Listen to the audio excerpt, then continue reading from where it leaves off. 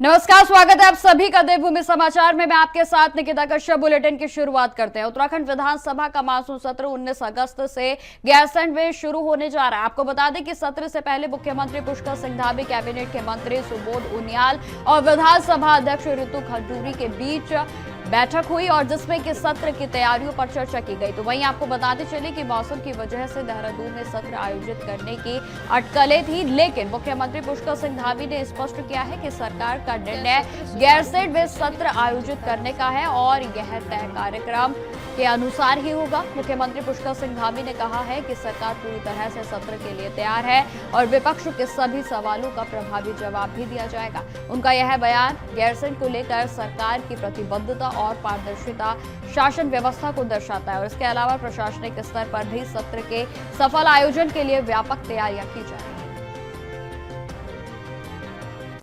सुचारू रूप से चले, इसकी चिंता हम सब करते हैं और आदरणीय मुख्यमंत्री जी और हमारे संसदीय कार्य मंत्री जी दोनों पहुंचे थे और इसी विषय पर चर्चा हुई कि किस तरह से वहाँ शांतिपूर्वक अच्छी तरह से हमारी कार्रवाई चले। तैयार हैं और जैसा पहले से प्रस्तावित है, हम लोगों ने कहा है कि भराड़ीसैंण में सत्र होगा।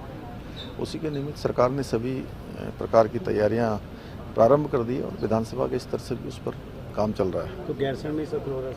हाँ, अभी लोग तैयार हैं, हम लोग जैसा होगा। बाकी मौसम पूरी तरह तैयार है और सरकार हर चीज का जवाब देगी।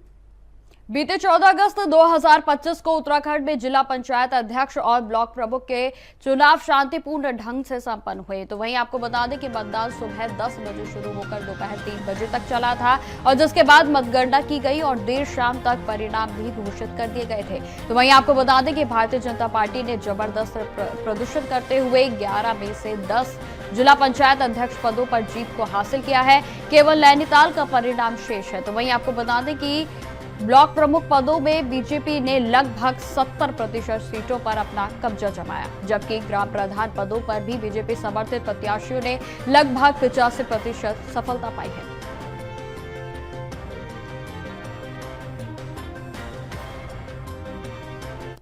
देखिए, चुनाव है। मैंने पहले भी कहा था कि पंचायत के चुनाव का झुकाव भारतीय जनता पार्टी की ओर है और हम कम से कम 10 से 11 सीट 12 में से जीतने जा रहे हैं। आज परिणाम आपके सामने है। हम 12 में से 10 सीटें जीत चुके हैं। एक नैनीताल का परिणाम अभी बाकी है, जिस पर दोबारा संभवतः चुनाव होगा और उसका जल्दी ही उसका परिणाम भी आ जाएगा और मुझे ऐसी उम्मीद है कि वो भी भारतीय जनता पार्टी के पक्ष में आएगा। तो 12 में से 11 सीटें लगभग भारतीय जनता पार्टी की हम जीत कर आ रहे हैं।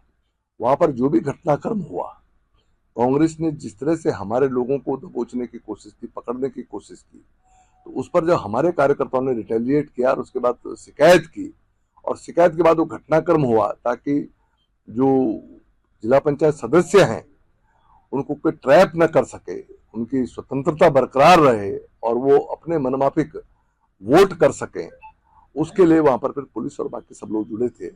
और बाद में उन सदस्यों ने बाहर आके कहा भी कि भाई हम तो भाजपा के पक्ष में वोट करना चाहते हैं। तो स्वाभाविक बात है कि हमारे लोगों को रोकने का प्रयास किया जा रहा था, तो उनके बयानों से स्पष्ट होता है।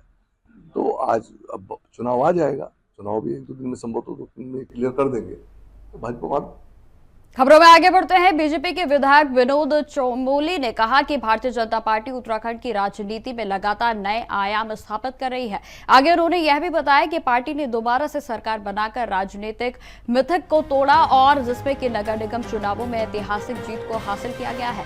देहरादून में मेयर पद पर बीजेपी उम्मीदवार ने 1 लाख से अधिक मतों से रिकॉर्ड तोड़ जीत दर्ज की है और जो कि जनता के बीजेपी के प्रति बढ़ते विश्वास को दर्शाता है।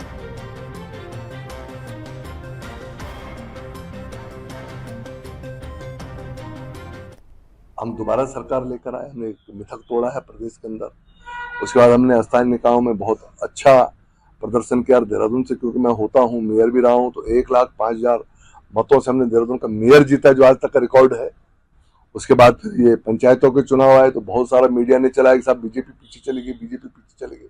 हमने कहा हम कांग्रेस पर एज लिए हुए हैं, कांग्रेस से आगे हैं, आज प्रमाणित भी हो गया। तो लगातार भारतीय जनता पार्टी बेहतर प्रदर्शन कर रही है और आगे भी मैंने पहले ही कहा है कि इस बार 2027 में भारतीय जनता पार्टी फिर चुनाव जीतने जा रही है और पहले से बेहतर स्थिति में जीतने जा रही है। हम हैट्रिक लगाने जा रहे हैं, इसमें कोई संशय उत्तराखंड के न जनता को होना चाहिए न किसी को होना चाहिए। पूरा उत्तराखंड। अब खबर रानीखेत से है, जहां पंचेश्वर महादेव मंदिर के परिसर में श्री कृष्ण जन्माष्टमी के पावन अवसर पर सांस्कृतिक समिति के द्वारा क्यूट कान्हा की प्रतियोगिता सफल आयोजित की गई। तो वहीं आपको बता दें कि यह प्रतियोगिता पिछले वर्षों की भांति इस बार भी 3 आयु के वर्गों में आयोजित की गई थी और जिसमें कुल 24 नन्हे बच्चों ने भाग लिया और जिसमें प्रतियोगिता में आपको बता दें कि बच्चों ने अपने बाल सुलग रंग और शौर्य से उपस्थित जनों का मन मोह लिया। कार्यक्रम में सभी 3 वर्गों के प्रथम, द्वितीय और तृतीय स्थान पर आए बच्चों को पुरस्कार भी दिए गए हैं। तो वहीं आपको बता दें कि प्रतियोगिता के जजेस को भी 2 स्मृति चिन्ह प्रदान कर उन्हें सम्मानित किया गया और इस आयोजन में माता पिता के साथ साथ अन्य दर्शकों ने उत्साहपूर्वक भाग लिया और जहां पर छोटे बच्चों के प्रदर्शन को खूब सराहा गया। तो वहीं बता दें कि समिति ने इस प्रकार के सांस्कृतिक आयोजनों को आगे भी जारी रखने का संकल्प लिया।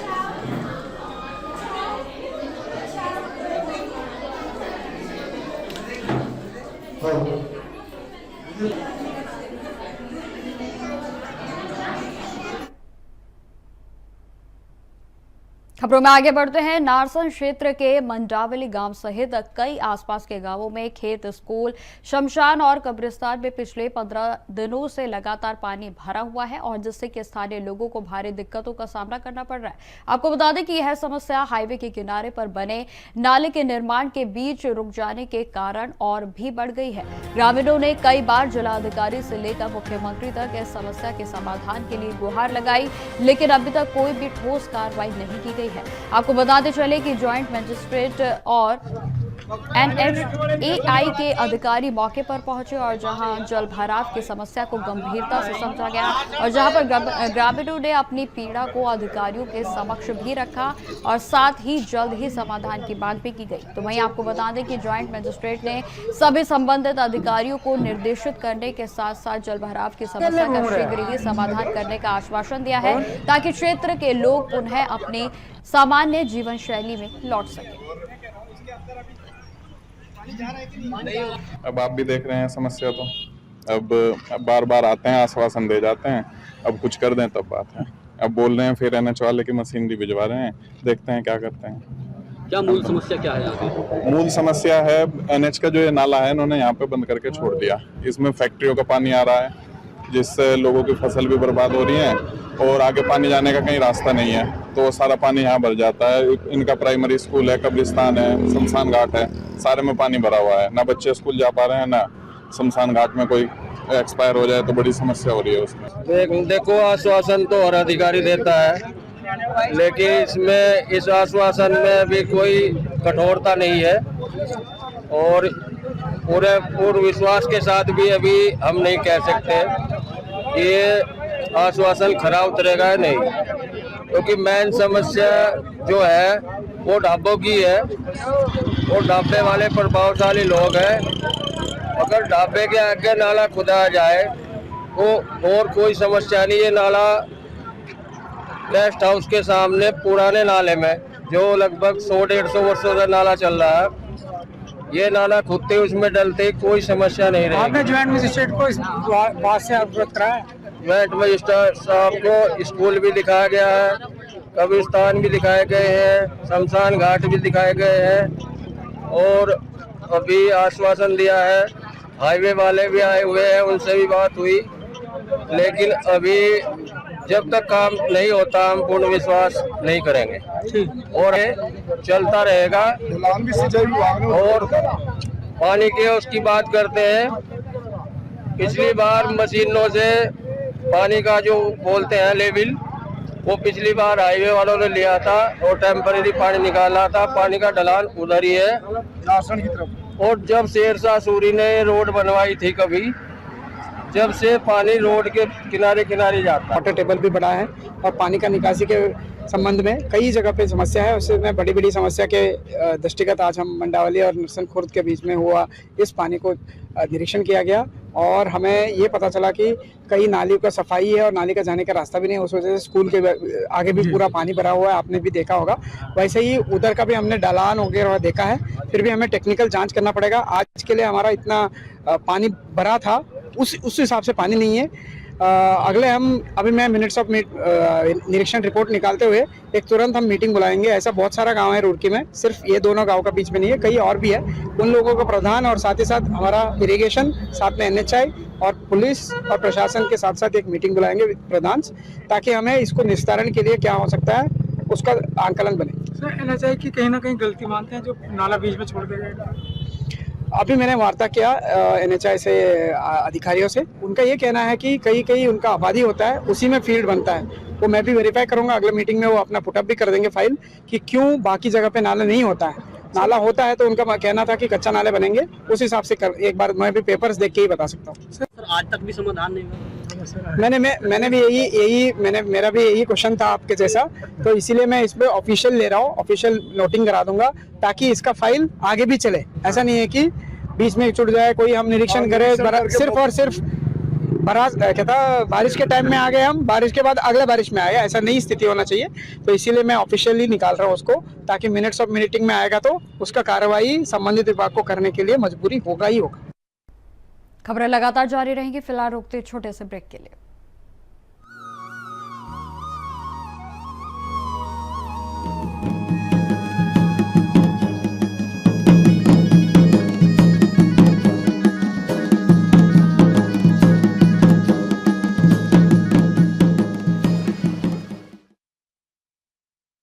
ब्रेक के बाद एक बार फिर से स्वागत है आप सभी का। बढ़ते हैं खबरों की ओर। पिछले 5 दिन पहले मंगलोर के मोहल्ला मलानपुरा में छतों के ऊपर से गुजर रही 11,000 वोल्टेज की विद्युत लाइन टूटकर गिर गई और जिससे कि इलाके में लोगों के बीच भारी भय व्याप्त हो गया है। तो वहीं आपको बता दें कि बार बार विद्युत विभाग के अधिकारियों को इसकी सूचना देने के बावजूद भी कोई भी कार्रवाई अभी तक नहीं हुई है और जिससे लोगों के बीच काफी नाराजगी देखने को मिल रही है। और वहीं आपको बताते चले कि इसी के विरोध में मोहल्ला मलानपुरा के लोगों ने बिजली विभाग के खिलाफ प्रदर्शन किया। इस गंभीर समस्या के बारे में मीडिया ने ज्वाइंट मजिस्ट्रेट दीपक रामचंद्र सेठ को भी जानकारी दी गई और जहां पर उन्होंने बताया कि उन्हें इस मामले का पहले से पता नहीं था, लेकिन अब जब मीडिया ने इसे उजागर किया है तो वे संबंधित विभाग के अधिकारियों से बातचीत कर समस्या का जल्द समाधान करेंगे। इस मामले में जनता की सुरक्षा और सुविधा के लिए त्वरित कदम उठाने की जरूरत है।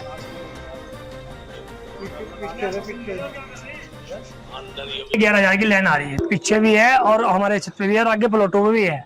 और हमने सन 2016 में भी ये एप्लीकेशन दी थी, इसके बाद भी कोई कार्रवाई नहीं हुई। हम 5 बार विधायक के दौर जा चुके और विधायक खाली आश्वासन दे रहे और कुछ नहीं कर रहे। क्या विधायक कौन है आपके यहाँ? ये विधायक काजी नियामुद्दीन है। बिजली विभाग के जो अधिकारी है उनको बताया आपने? जी फोन भी गया उनका क्या कहना है? उनका ये कहना है कि हट जाएगी, लेकिन अब विधायक से जो है पता करवाओ, उनसे कलवाओ जब हटेगी। और विधायक जी ने ये कह दिया कि इसमें 6 महीने भी लग सके, साल भर भी लग सके। बताओ तुम, जब ये सन 2016 से अब तक नहीं हटी तो आगे साल भर का 6 महीने का टाइम क्यों मांगा जा रहा है? भाई परेशानी कुछ नहीं है, परेशानी हो के तार बार बार टूट जा। पहले भी जा लिए और SDO साहब भी आए थे, एक दफा वो भी देख गए थे पहले, उन्होंने भी कुछ नहीं करा। अब हम कहाँ जावे, वो तो बता दो। तार छत पर भी पड़ा फिलहाल भी, और यही समस्या हमें खा ले रही। बच्चे पर किसी पर गिर कर गई, बड़े पर गिर गई, ये छोटे की थोड़ा ही। क्यों जी? आपने अधिकारियों को सबको बता दिया और सबको पता भी है, बाकी कोई आके नहीं देख रहा, कोई सुनवाई नहीं है। कौन सुनवाई करेगा बताओ? यहाँ ऐसा ही होता आ रहा है यहाँ तुम्हारे साथ। मुझे आपके माध्यम से भी पता चला, मैं बात करता हूँ SDO को। SDO को बात करके क्या समस्या है उसके संज्ञान लेंगे, उसके बाद ही मैं उनको निर्देश। खबरों में आगे बढ़ते हैं। अब खबर रामनगर से है, जहां पेरुमदारा हिम्मतपुर में नई बस्ती क्षेत्र में इंसान और जंगली जानवरों के बीच बढ़ते टकराव का एक और मामला सामने आया है। आपको बता दें कि शुक्रवार की शाम तराई पश्चिमी वन प्रभाग के आम पोखरा इलाके में खेत में काम कर रहे 55 वर्षीय बुजुर्ग उदय राज सिंह पर एक गुलदार ने अचानक से हमला कर दिया। हमले में वह गंभीर रूप से घायल हो गए हैं और जिन्हें तुरंत सरकारी अस्पताल में भर्ती कराया गया। तो वहीं बताते चले कि ग्रामीणों के अनुसार गुलदार पहले से गांव के आसपास घूमता देखा गया था और जिसकी सूचना वन विभाग को भी दी गई थी, लेकिन कोई ठोस कदम नहीं उठाया गया। घटना के बाद गांव में दहशत का माहौल है, तो वहीं लोग खुद को असुरक्षित महसूस कर रहे हैं और विभाग से तत्काल कार्रवाई की मांग भी की जा रही है। तो वहीं बताते चले कि गांव के एक निवासी मनोज रावत ने जानकारी देते हुए बताया कि क्षेत्र में पहले भी गुलदार की गतिविधियों से प्रभावित लगातार रहा है और अब हालात और भी चिंताजनक हो गए हैं। ग्रामीणों का साफ तौर पर कहना है कि वे हर समय डर के साए में जी रहे हैं, विशेषकर शाम के समय बाहर निकलने से कतराते हैं। खेत में वो निकाल लेते, घास निकाल लेते धानों खेत में, और अचानक पे लेपर्ड आया, बैठा कैसे कैसे लग रहा तो ये लेपर्ड छोड़ के भाग गया एकदम से। कि भाई ये मतलब लगभग 3-3:30 बजे की घटना है। और उसके बाद हमने फर्स्ट एड करवाया इनका वहीं पे लोकल में। उसके बाद अभी यहाँ लेके आए रामनगर हॉस्पिटल में। यहाँ पे भी ऐसी व्यवस्था तो मिली नहीं। ये कहते हैं कि भैया वो तो है नहीं स्टेप पे, यहाँ पे ओपीडी चल नहीं रहा है और इसके नंबर पे आनी है, तो यहाँ से रैपिड। खबर रामनगर से ही है, जहां ठेकोली गांव स्थित एक रिजॉर्ट में शुक्रवार की देर शाम उस वक्त सनसनी फैल गई जब कॉर्बेट नेशनल पार्क घूमने आए नोएडा के निवासी 35 वर्षीय पर्यटक राकेश शर्मा की स्विमिंग पूल में डूबने से मौत हो गई। जानकारी के अनुसार राकेश अपने 4 दोस्तों के साथ सुबह रामनगर पहुंचे थे और जहां पर दिन भर जंगल की सफारी के बाद शाम को सभी दोस्तों के साथ रिजॉर्ट लौटे। स्विमिंग पूल में नहाते समय अचानक से राकेश की तबीयत बिगड़ गई और जिसके बाद दोस्तों और स्टाफ ने उन्हें बाहर निकाला और अस्पताल में ले जाया गया और जहां डॉक्टरों के द्वारा उन्हें मृत घोषित कर दिया गया। घटना की सूचना मिलते ही मृतक के दोस्तों के बीच मातम पसर गया। तो वहीं पुलिस ने शव को कब्जे में लेकर पोस्टमार्टम की प्रक्रिया के लिए आगे भेज दिया है। कोतवाली रामनगर के वरिष्ठ उप निरीक्षक मनोज नयाल ने इस पर जानकारी देते हुए बताया कि प्रथम दृष्टया का यह मामला डूबने का लग रहा है, लेकिन वास्तविक कारण पोस्टमार्टम की रिपोर्ट सामने आने के बाद साफ होगा। और वहीं स्थानीय लोगों और पर्यटकों में यह विषय चर्चा का बन गया है और जहां पर रिसोर्ट में सुरक्षा पर्याप्त इंतजाम क्यों नहीं थे, तो ये तमाम सवाल वो अब रिजॉर्ट पे खड़े हुए हैं।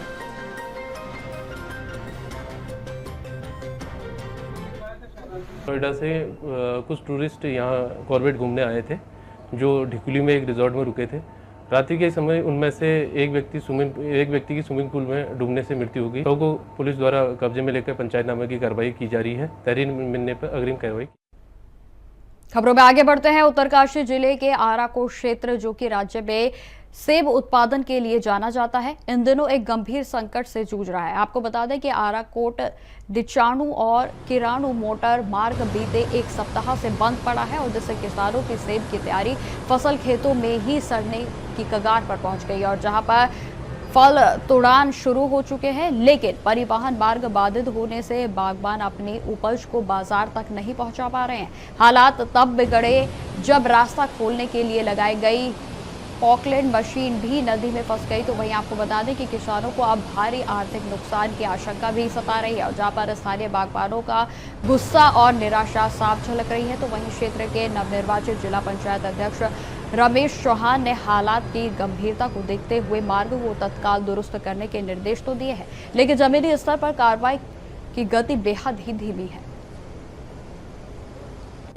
आज सीजन है, आज सुबह से मुझे वहां से अनेकों कॉल्स आई हैं और मैंने संबंधित विभाग को कहा है, मशीनें वहां के लिए निकल गई है और निश्चित रूप से वो एक बहुत बड़ी चुनौती है क्योंकि वो क्षेत्र भी आपदा की दृष्टि से बहुत सेंसिटिव है। लेकिन फिर भी जितनी भी चुनौतियां होगी उनसे लड़ते हुए हमको समाज जीवन के अंतिम छोर पर बैठे हुए व्यक्ति के लिए उसके दुख और तकलीफ किस प्रकार से कम हो सकते हैं, इसके लिए प्रयास करना। अब खबर उत्तरकाशी के बडकोट से है, जहां पर बीजेपी नगर मंडल और यमुना घाटी के कार्यकर्ताओं ने नवनिर्वाचित जिला पंचायत अध्यक्ष रमेश चौहान और सदस्यों का भव्य स्वागत और अभिनंदन किया। बीजेपी के जिला अध्यक्ष नागेंद्र चौहान की अध्यक्षता में आयोजित कार्यक्रम में पूर्व विधायक केदार सिंह रावत और राज्य के मंत्री प्रताप पनवार ने उनके साथ साथ जो है तमाम लोग मौजूद रहे और जहां पर नगर पालिका बडकोट के मुख्य बाजार में विजय जुलूस भी निकाला गया। साथ ही साथ मंगलम रेस्टोरेंट में अभिनंदन व सम्मान समारोह भी हुआ। रमेश चौहान ने बीजेपी को विकास की पार्टी बताते हुए गांव से संसद तक जनता का भरोसा बीजेपी पर ही है होने का विश्वास जताया। तो वहीं आपको बता दें कि नवनिर्वाचित जिला पंचायत अध्यक्ष चौहान ने जाति समुदाय क्षेत्रवाद को नकारते हुए विकास की नई परिभाषा लिखने का संकल्प भी लिया। उन्होंने आपदा प्रभावित क्षेत्रों में समर्पित होकर कार्य करने का आश्वासन दिया है। साथ ही साथ पूर्व जिला पंचायत अध्यक्ष स्वर्गीय राजेंद्र सिंह रावत व सकल चंद रावत को भी श्रद्धांजलि दी गई।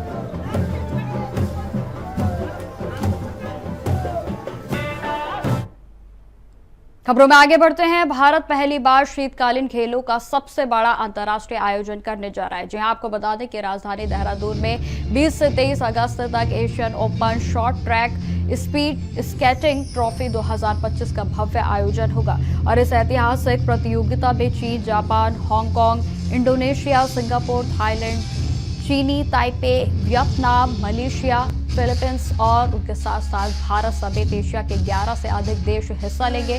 खिलाड़ी 222 मीटर स्प्रिंट से लेकर 5000 मीटर रिले तक 9 अलग अलग प्रतिस्पर्धाओं में अपनी प्रतिभा को दिखाएंगे। वहीं बताते चले कि देहरादून का हिमाद्री आइस रिंक जो देश की एकलौती ओलंपिक के साइज और आइस की रिंक है, वहां पर इस मुख्य आयोजन को किया जाएगा, जहां पर लंबे समय के बाद रहने के बाद यह रिंक पूरे तरीके से तैयार है और हाल ही में राष्ट्रीय चैंपियनशिप में भी मेजबानी कर चुकी है।